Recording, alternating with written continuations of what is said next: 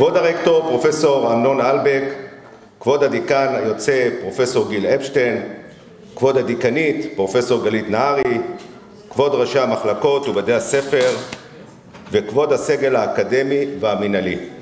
צהריים טובים לכולם וברוכים הבאים למפגש פרידה מהדיקן פרופסור גיל אפשטיין ופתיחת שנת הלימודים תשפ"ה של הפקולטה למדעי החברה. פרשת השבוע וירא שקראנו בשבת האחרונה עוסקת בהקרבה העצמית של אברהם למען הזולת. באותו חולה בברית המילה שעבר בגילו המופלג 99, הוא מצפה לאורחים. את האורחים הבלתי צפויים הוא מקבל בהתלהבות רבה, בספר פנים יפות, בזריזות ומתוך שמחה של מצווה, והוא מגיש לאורחיו את מיטב המאכלים. וכך נאמר, ואל הבקר רץ אברהם ויקח בן בקר רך וטוב, וייתן אל הנער וימהר לעשות אותו. ובנוסף, וימהר אברהם אוהל על שרה אשתו, ויאמר מהרי שלא שיאים קמח סולת, לושי ועשי עוגות. חז"ל אומרים שהוא נתן להם 3 לשונות של בקר עם חרדל וכמות של כ-40 פיתות. כשמסתכלים על כמות האוכל שאברהם מגיש ל3 מלאכים בלבד, ניתן לראות שזו כמות עצומה, וזה כמובן מראה על מידת החסד של אברהם שעשה מעל ומעבר למה שמצופה ממנו. גיל היקר, עבודתך כדיקן באה לידי ביטוי בנתינה מעל ומעבר למה שמצופה, ובהקרבה רבה למען הסגל האקדמי והמנהלי. לימדת אותנו פרק חשוב בהנהגת הפקולטה, של דרך ארץ קדמה לתורה. לאורך כל עבודתך בפקולטה, שהייתה עבודה קשה ומאתגרת, הצלחת לשמור על כבוד הזולת ולהגיע להישגים פורצי דרך שייתנו את אותותם בשנים הבאות. בהזדמנות זו אנחנו מודים לך על תקופה יפה של רעות לצד מקצועיות ומאחלים לך בריאות טובה, נחת והצלחה בהמשך הדרך.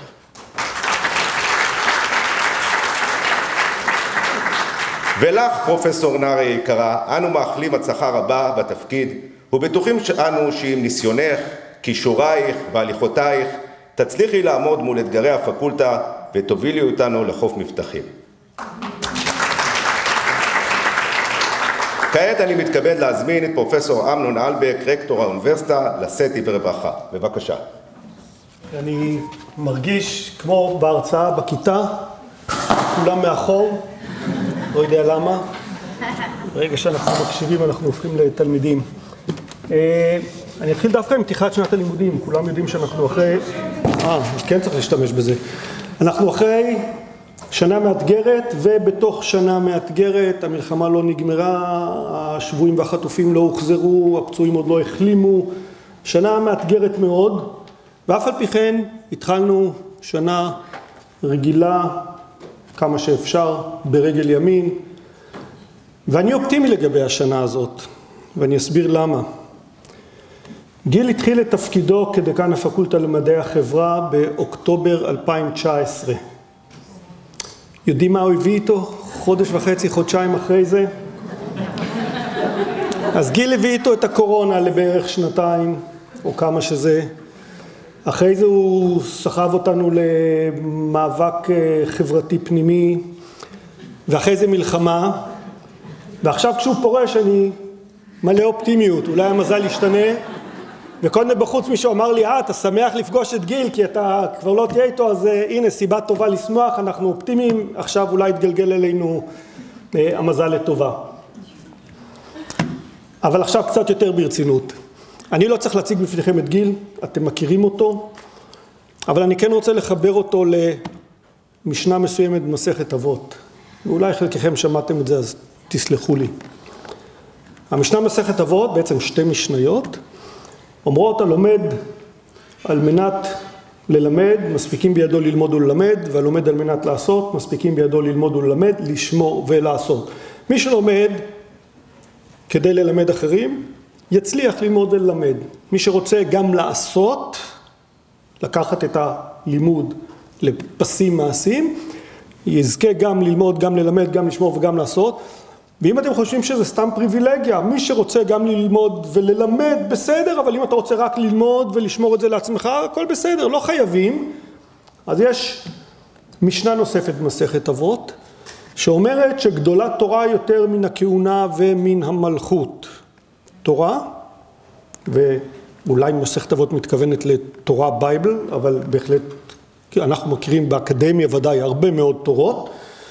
תורה, לימוד יותר גדול מכהונה ומלכות, כי הכהונה ומלכות נקנות ב-24 ו-32 מעלות, והתורה נקנית ב-48 דברים. צריך להשקיע, להתייגע, לעבור תהליכים כדי לקנות תורה.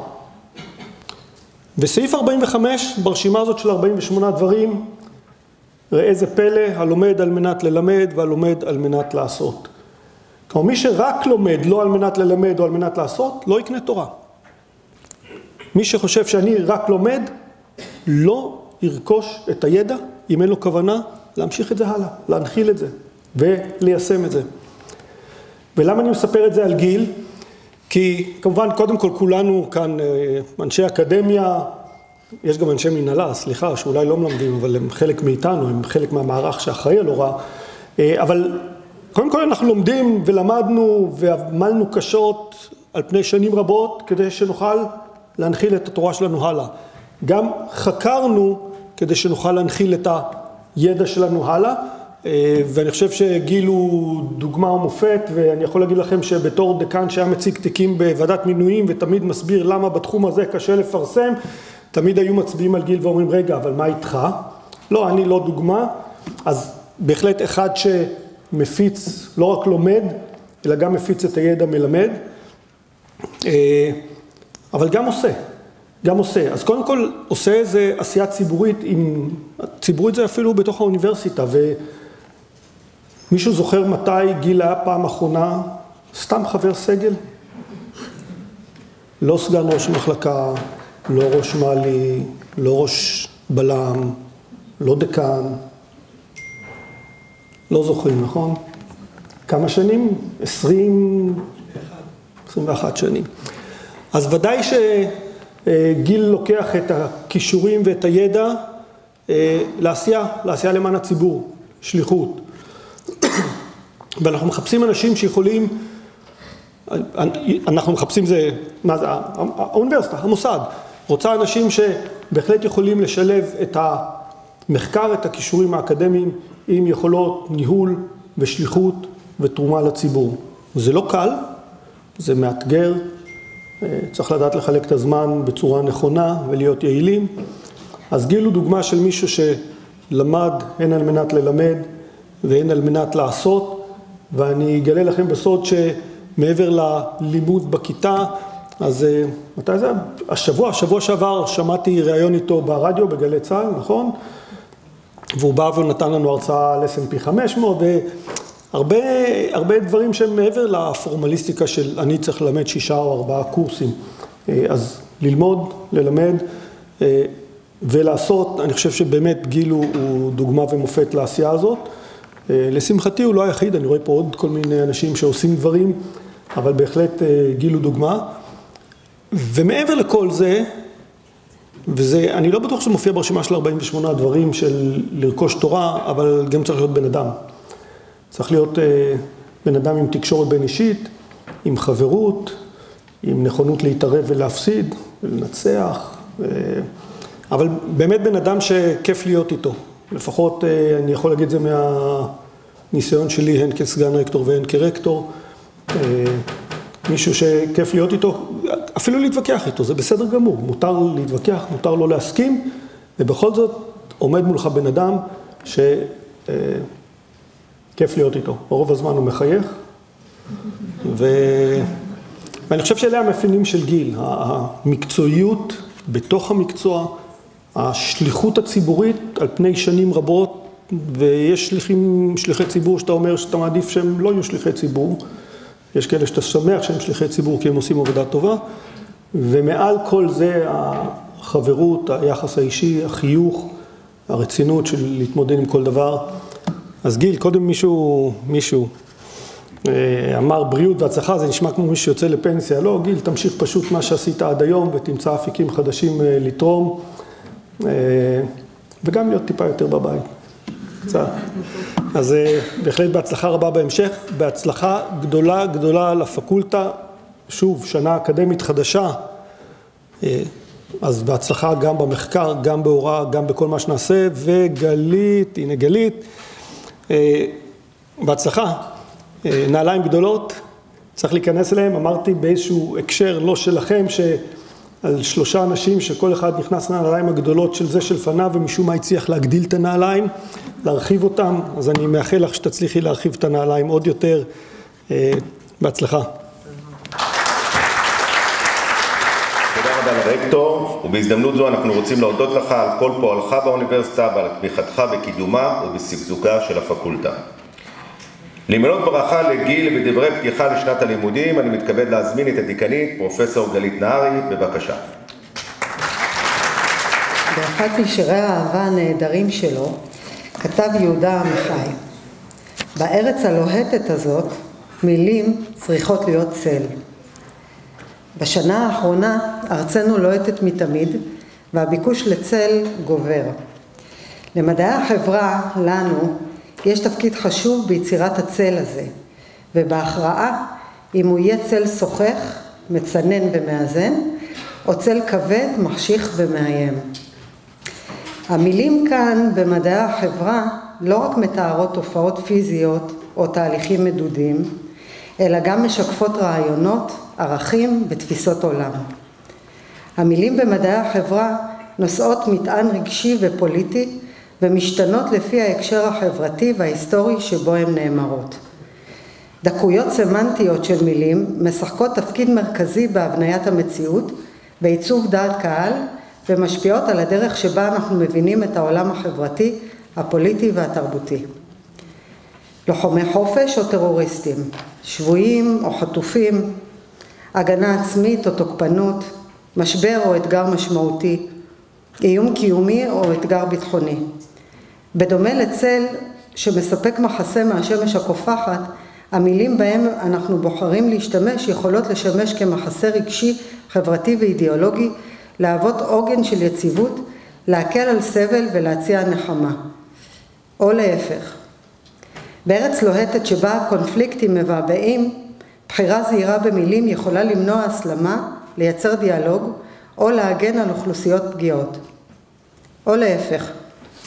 התחלנו שנת לימודים חדשה בתוך מציאות קשה וכואבת, ואנחנו מציינים באופן חגיגי את פתיחתה היום. פתיחת שנת הלימודים כשלעצמה מסמלת בעיניי נורמליות בתוך הכאוס הגדול, ותורמת לתחושת ביטחון, יציבות ותקווה. באמצעות שימוש במילים הנכונות, בכוחנו להפוך את הלימודים למרחב בטוח ומעצים. מדעי החברה הם השדה שבו אנו לומדים לא רק מהי החברה, אלא גם מה היא יכולה להיות.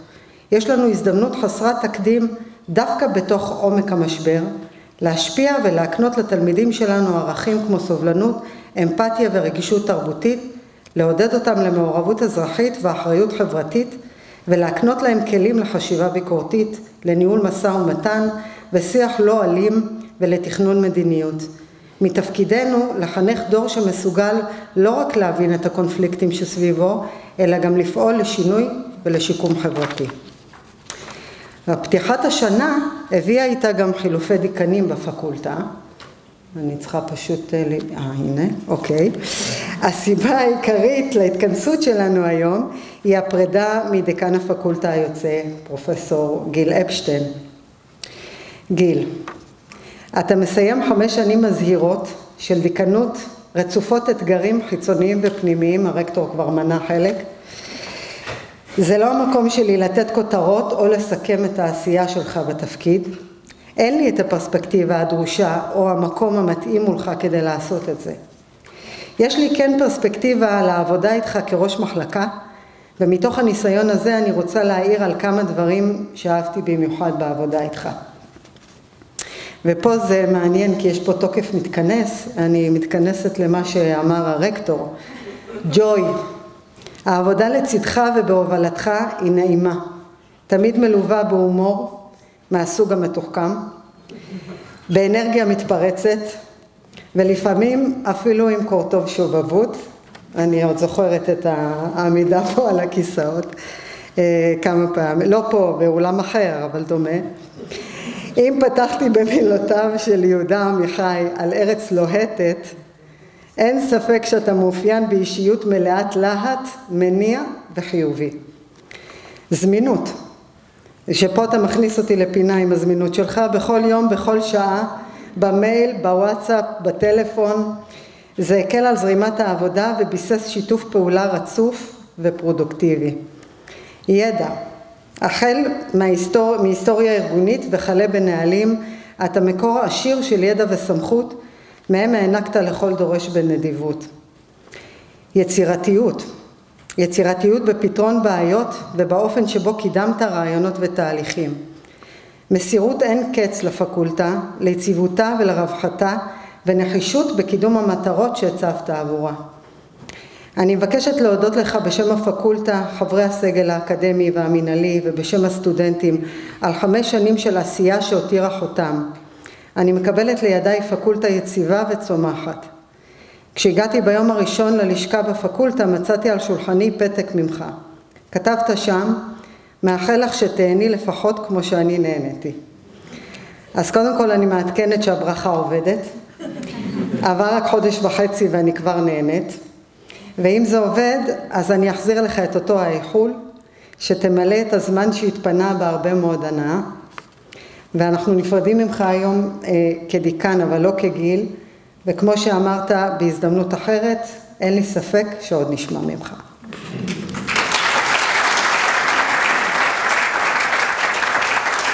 תודה גלית, והצלחה רבה בתפקיד.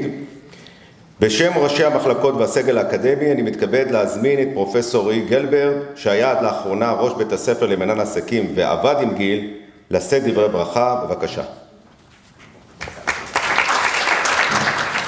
טוב, אני רוצה להתחיל בהתנצלות. התנצלות על כך שאני כותב את הדברים לבד.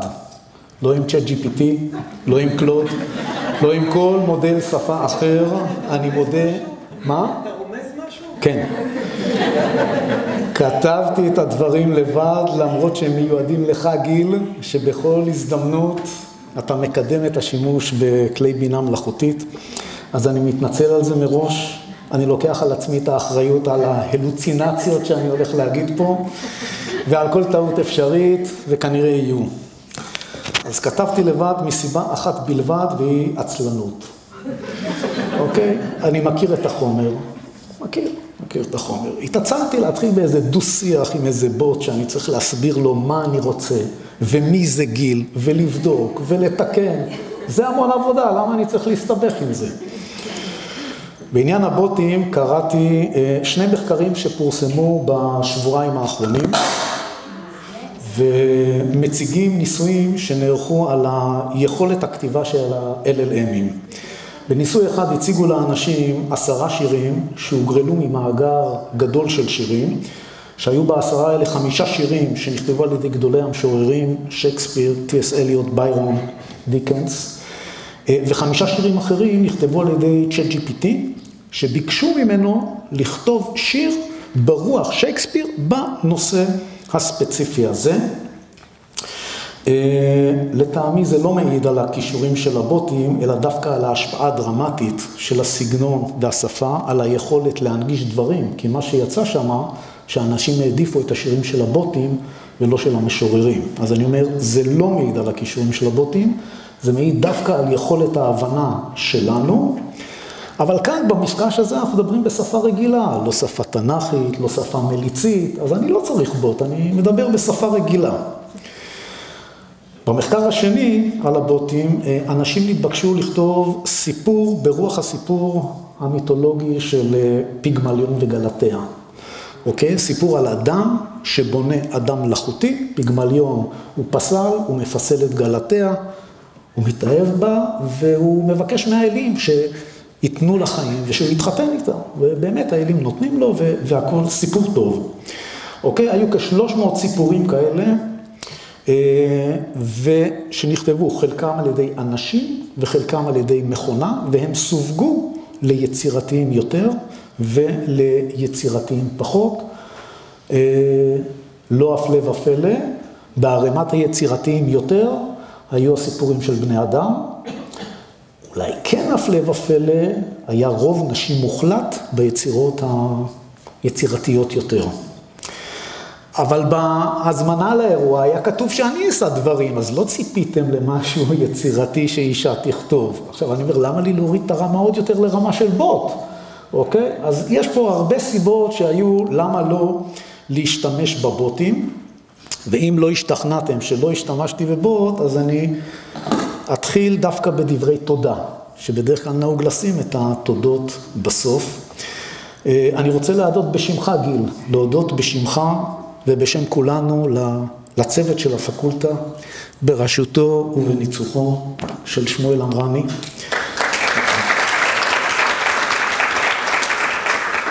צוות שעמד לצדך גיל והיה שותף מלא בהצלחות הגדולות של גיוסי כספים, גיוסי תקנים, תקני גישור, קידומים. אז הרבה תודה גם לך, אבל גם לכם ולשמוליק באמת. על גיוס הכספים, התקנים, הקידומים, אתם יכולים להגיד לי, תראו, גיל הוא כלכלן, ולכן זה לא פלא שהוא יודע לנתח מספרים, ויודע לעשות עסקים בכלל, משא ומתן בפרט, הכל נכון. אבל אני רוצה להגיד נקודה נוספת, שאפשר לקרוא לה, לתת לה את השם, הסיפור המיתולוגי אודות אלומות. זה סיפור שמתואר בו צרור שיבולים שמתנפנף איפשהו, והאגדה אומרת שרק מי שיגלה את התוכנית הסודית של יצירת האלומות יוכל לזכות בצרור השיבולים וליהנות מהדגן הזהוב והנחשף. אבל האלומות מוסתרות מאחורי מסך עשן וערפל סמיכים מאוד, ולא ניתן לראות דרך המסך הזה שום דבר, וכל מה שרואים זה רק צללים, שלעיתים נראים כמו אלומה, ולעיתים כמו סתם איזה צורה סתמית. וכשאתה מושיט יד כדי לתפוס משהו שנראה לך כמו דגן, אומרים לך, לא התכוונו לאכול דגן, זה צריך להיות חיטה. וכשמצאת חיטה, אומרים לך, לא, סליחה, טעינו, התכוונו בעצם לשיבולת שועל. ואחר כך שעורה, ואחר כך דורה ושיפון ודוחן וכוסמין. בקיצור, ים האלומות שמסביב. אז הגדולה שלך, גיל, בסיפור הזה, זה מעבר לניהול המשא ומתן, זה הייתה היכולת לתפוס אלומה ולהגיד, חברים, זו אלומה, אני לא מתבלבל, אני לא משחרר אותה, יגיד מה שיגיד מי שעושה את המניפולציות בגנטיקה של הדגנים. התוצאה של זה הייתה כמובן השגת כספים משמעותיים לפקולטה, שחלק גדול מהם הושקע בחוקרים כמענקי מחקר מטעם הפקולטה, השקעה שמוכיחה את עצמה כמקדם ראשון במעלה לקידום המחקר, ומניבה פירות של פרסומים וזכייה בקרנות תחרותיות. אצלנו לדוגמה 3 חברי סגל זכו השנה ב-ISF, וזה מצטרף לשניים נוספים שבשנה שעברה זכו ב-ISF, וכולם קיבלו קודם לכן תמיכה כספית של הפקולטה, גם של בית הספר, אבל קיבלו תמיכה מהפקולטה, ואני יודע שכך היה גם במחלקות אחרות. אז זה באמת היה מדיניות כלכלית מאוד נכונה שיישמת בפקולטה. עכשיו דברים בשם ראשי המחלקות. קודם כל נגיד שאלו אינן מילות פרידה, אלא סיכומון, סוג של סיכום ביניים, שליש ראשון, מקסימום אמצע דרך. מזל גדול היה לי ולכולנו שהיינו בתפקיד ראשי מחלקות בזמן שאתה, גיל, היית הדיקן. כולנו חייבים לך תודה גדולה על כך. 5 שנים של אירועים לא פשוטים, הקורונה, המהפכה המשטרית, המלחמה, ובתוך כל זה ולמרות כל זה הצלחת לקדם את הפקולטה בכל אמת מידה אקדמית. אני אגיד אף יותר מזה, מתוך ההכרה שהאסטרטגיה הנוכחית של האוניברסיטה ממוקדת בעיקר בתחומי הסטם, מתוך ההכרה הזו שהחוקרים בכל תחומי הידע באוניברסיטה מודעים וחשים אותה, מתוך הצורך להבטיח את הטיפוח של מדעי האדם, אפשר להגיד שהיית לא רק הדיקן של מדעי החברה, שזו לכשעצמה הפקולטה הגדולה ביותר, אלא גם סוג של יועץ דיקן לכל הפקולטות במדעי האדם, וטובת כולם הייתה תמיד לנגד עיניך, באמת.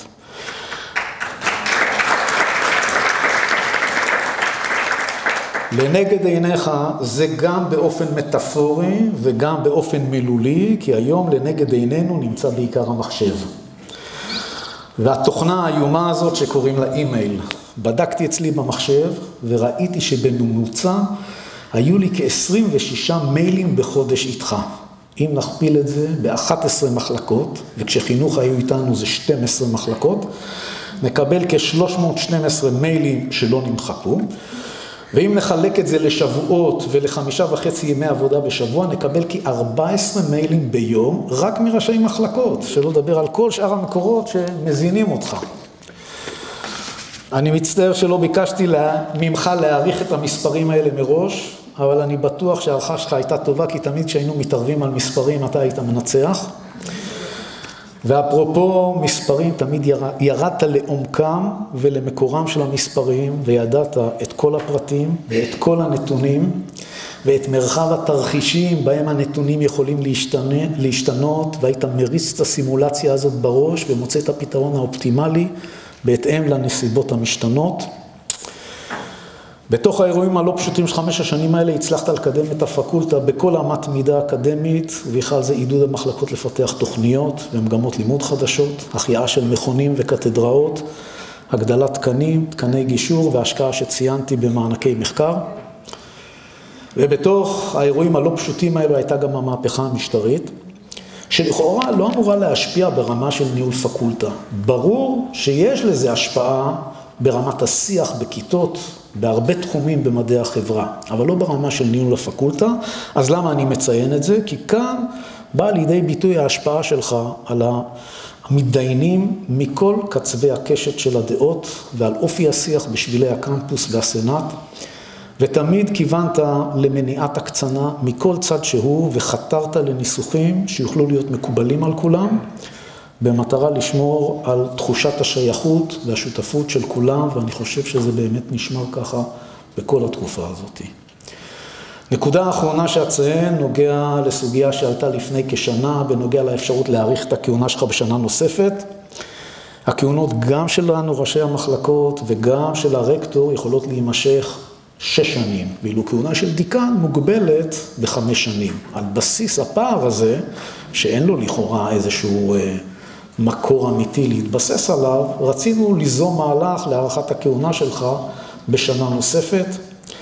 אתה הודית לנו בנימוס ואמרת שאתה לא מעוניין בזה, כיוון שזה יתפס כמהלך שמעורב בו מניע אישי, וזו היושרה שלך שהייתה ניכרת בכל הדברים הרבים שעשית. אז זהו, זו תעודת השליש או החצי הראשון, אמצע דרך מבחינתנו, לא סופה. תודה גדולה בשם כולנו, וציפייה להמשך עשייה, והרבה יכולים לטוב. תודה רבה לרועי על דבריו היפים. עכשיו גיל היקר, הרשה לי לקרוא לך איזה סיפור בחרוזים על פעילותך הברוכה. אנחנו אספנו חומר מכל הצוות של הפקולטה, וביקשתי מהבת שלי, שירה, לחרוז את זה בחרוזים. זה לא אני לא חזק בזה. אז אני אקריא פה איזה משהו שכתבנו. גיל היקר, לא יאומן שהגיע הרגע זמן פרידה, ולנו חשוב שתדע ליבנו מלא בהכרת תודה. היית לנו לא רק בוס, אלא מנהיג איכותי, ומעבר לכך גם חבר אמיתי. עבודתך הברוכה ופועלך המרשים התאפשרו הודות לתכונותיך ואישיותיך המיוחדת. הכרת הטוב שלך, היכולת להעריך כל פרט קטן ולהיות קשור ומכבד את הבריות, רקמו במשרד אחווה מאחדת. אחד מאורחותיך המרשימות היא החתירה התמידית לתמיכה והכוונה. לא משנה מה הבעיה או האתגר, תמיד הצעת עזרתך ואמרת את המילה הנכונה. הנחישות שלך להצליח לצד החשיבה המהירה והדיבור המהיר, הם שקידמו את משרדנו לעתיד מזהיר. החותם שהותרת מאחוריך הוא משמעותי ונראה בכל אופן. אולי זה בעקבות היותך פרקליט וכלכלן משובח ויוצא דופן. כך הובלת את הפקולטה להצלחות רבות, ואין ספק שאנו נהנים מאוד מלקטוף את הפירות. נראה שכדאי גם לציין במיוחד את זיכרונך המופלא שאין לכל אחד. איך תמיד אתה זוכר לפרטי פרטים, אולי כי באמת הקפדת להקשיב ולהתעניין בעמיתים. בכל מצגת שהצגת הפגנת ידע רב ויצירתיות מרשימה, בעוד שגם שיחות חולין תמיד היו לחוויה מרתקת ומקסימה. תמיד אתה לובש חיוך מדבק, כך שלכל מפגש הפך לחיובי ולצוחק. ואם כבר מדברים, ישנו העניין ששעשע את כולנו, כך שחשוב שנזכיר את התופעה בה הבחנו. על כל מכתב ארוך או הודעה שופעת, השבת תמיד בתשובה קצרה וקולעת. לסיום, חשוב לציין שלצד הקריירה וההגשמה במסגרת העבודה, גם בחייך הפרטיים אתה סוג של אגדה. אוהב לטייל ולגלות מקומות חדשים ומשונים, מכבד את אמך ומהווה איש משפחה למופת לאורך השנים. אנו מאחלים לך מתוך המון אהבה והערכה, שתדע בדרכך רק הצלחה וברכה. אנו בטוחים שתמשיך להשפיע ולגעת בלבבותיהם של סובביך בכל מקום. היית לנו הזכות לעבוד לצדך עד הלום. תודה רבה על כל שעשית ופעלת עבורנו, על ההשראה ועל הדרך שלנו כמנהלנו, שתמיד הערכת את עבודתו הקשה של כל אחד ואחת מאיתנו, ודאגת להראות שאתה מכיר במאמצינו. דרכך זו עזרה לנו להרגיש מורחים ולהתמלא באמביציה מדהימה. תודה שהשרית במשרד אווירה כל כך נעימה. מודים ומעריכים צוות הפקולטה.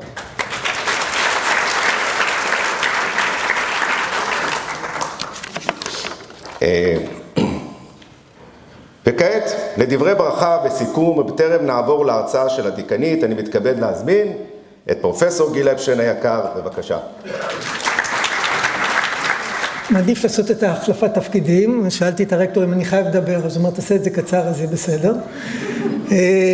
אני מאוד מאוד מתרגש, אני לא רגיל לדברים כאלה, ואני פחות מעדיף להיות בסיטואציה כזאת. אמרתם הרבה דברים, טוב, לא משנה. אני אתחיל ככה, קודם כל, תודה לרקטור, עבדנו ביחד בתור כסגן, עוד אני זוכר אותך, עוד לפני הסגן, עוד לקחתי אותך, אני זוכר סיבוב בבית ספר לימודים מתקדמים בזמנו, שיצאנו, ומאז נעשינו חברים, ועבדנו עבודה משותפת מצוינת, ובאמת תודה על כל מה שאתה תורם לפקולטה שלנו, ואתה באמת עוזר לפקולטה, ועוזר לקדם אותה, לך ולכל הצוות שלך, תודה, והוא הפסיד בהתערבות אחת מולי, ואני הפסדתי בהתערבות אחת מולו, אבל אחד מהדברים זה, בשביל הכיף זה להתערב, ואחר כך לצאת לארוחת צהריים, אז המון המון תודה, אמנון, ובטוח שהחברות תישאר, ובטוח שאתה עוד תעשה דברים גדולים באוניברסיטה, ואתה תשמע ממני, אל תדאג, אני נג'ס לך, כמו שכבר הרמתי לך איזה נושא, כבר ששתינו קפה. גלית, שמחליפה אותי, איזה כיף. אתם לא יודעים, לי היה הסכם סודי עם גלית. זוכר את ההסכם שלנו? באחד הכנסים הראשונים שהיו בפקולטה, זה היה בשביל עדד, נכון? פרופסור עדד, זכרונו לברכה, ואני פתחתי ואני החלטתי שאני בתפקיד הזה לא כותב. אני בא אולי עם דף קטנצ'יק עם כמה נקודות, ופה יש לי רק שמות. למה שמות שאני לא אזכור, אני לא זוכר שמות, ואז זה פדיחה, אני לא אזכור את השם של הרקטור, של בושה, נכון? אז יש לי שמות פה, רשימת שמות, ואמרתי, אני לא רוצה דפים, אני רוצה לדעת לדבר, ואז באתי ואני דיברתי, לא היה מוצלח כל כך, ואז גלית באה ונעמה, ואמרתי, וואו, היא יודעת לכתוב נאומים, ואז היה לנו הסכם, שהיא כותבת לי את כל הנאומים, נכון? את הנאום, עד היום היא לא כתבה לי אף נאום, כן? היא לא עמדה בהסכם. מה, אבל היום היה, זה היה היום. טוב, אז גלית, התחילה בתור ראש מחלקה, ואנחנו התחלנו ביחד את התפקיד, אז כל כך כיף לי שאת ממשיכה, ואת מקבלת פקולטה מעולה, נהדרת, גם בצד האדמיניסטרטיבי, המנהלי, גם בצד האקדמי, פשוט אנשים שרוצים להשקיע ולעשות, ובלי הפקולטה שלנו, האוניברסיטה, אתם לא יודעים, ראיתם שהאוניברסיטה קצת ירדה בדירוגים, אז יש כאלה שטוענים שתלוי איך חשים את הדירוגים וכו', אבל תמיד חישבו אותם באותה צורה. אם לא הייתה את הפקולטה שלנו, האוניברסיטה הייתה נראית הייתה נראית גרועה.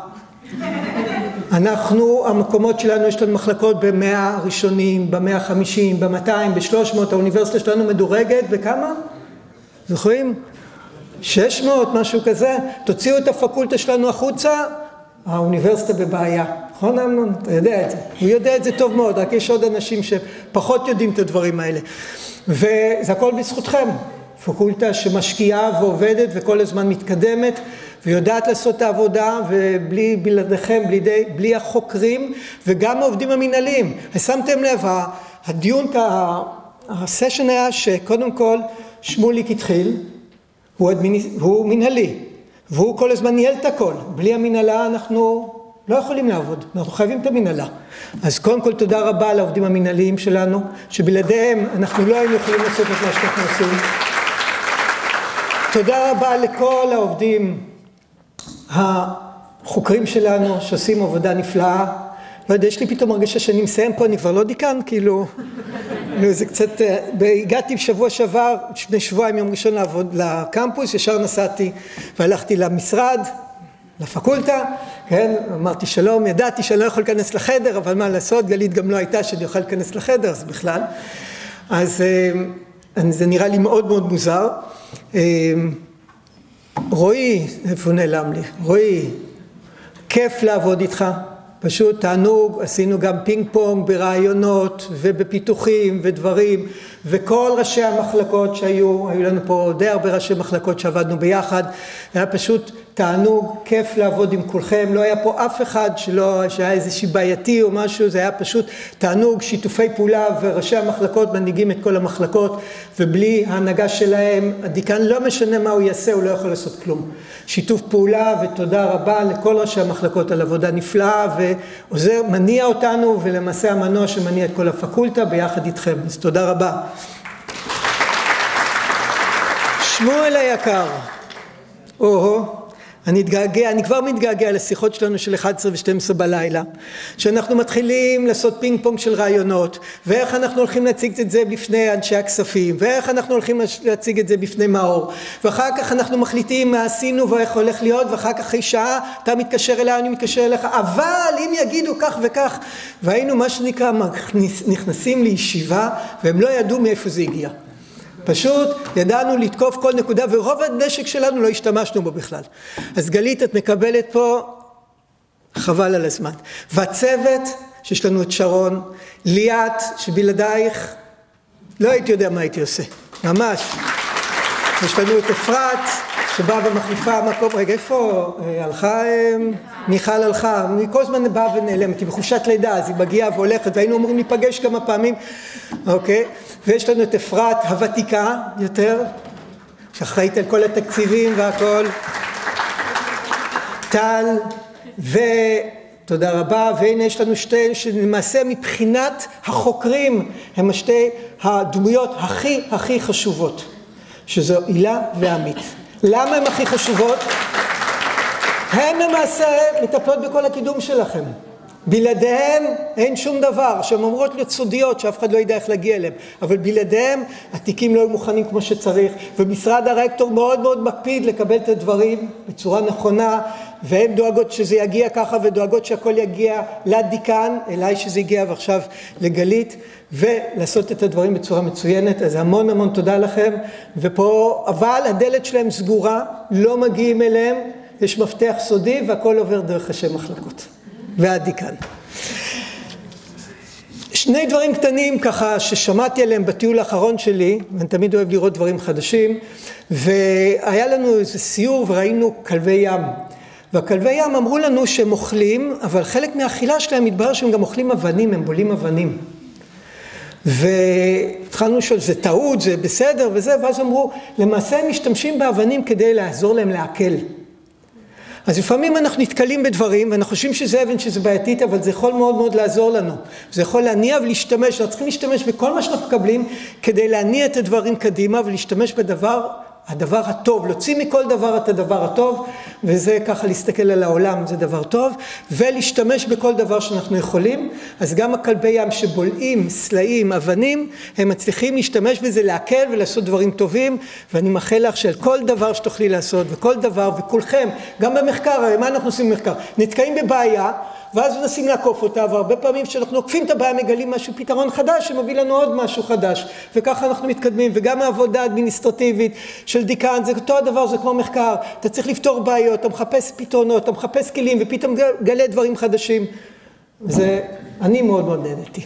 ונקודה שנייה, זה על ספר שאני קורא, מי שקרא את הפסיכולוגיה של הכסף, ספר מאוד מומלץ, והספר ההמשך שלו, זה מה שהיה, זה מה שיהיה, אם אני לא טועה, הוא הראשון מתורגם לעברית, השני לא, ושם מתארים עץ שגדל ביער. עץ שגדל ביער, הוא בדרך כלל אין לו שמש, אז הוא צריך לגדול לאט. בלי שמש הוא גדל לאט. אבל כשהוא גדל, הוא גדל מאוד מאוד חזק. ושהופך להיות עץ חזק, גדול, הוא נשאר שם לשנים. בעוד שאם לוקחים עץ ושמים אותו בשדה פתוח, עם הרבה אור, הוא גדל מאוד מאוד מהר. והגדילה הזאת לפעמים לא לטובתו.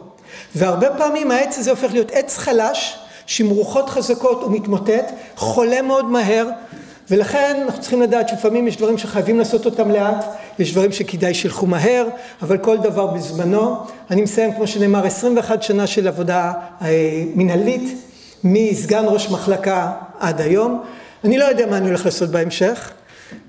אני עדיין עוד לא התרגלתי לזה שאני לא דיקן. אז אני רוצה להודות לכולם, היה כיף האינטראקציות, במיוחד לפני מינויים, האינטראקציות עם כל אחד ואחד מכם. אני למדתי כל כך הרבה, לא הכרתי את הפקולטה עד שלא ישבתי עם כל אחד, וגיליתי על כל כך הרבה מחקרים, דברים מדהימים שאתם עושים. תודה רבה לכולם, ואין ספק שתהני. תודה.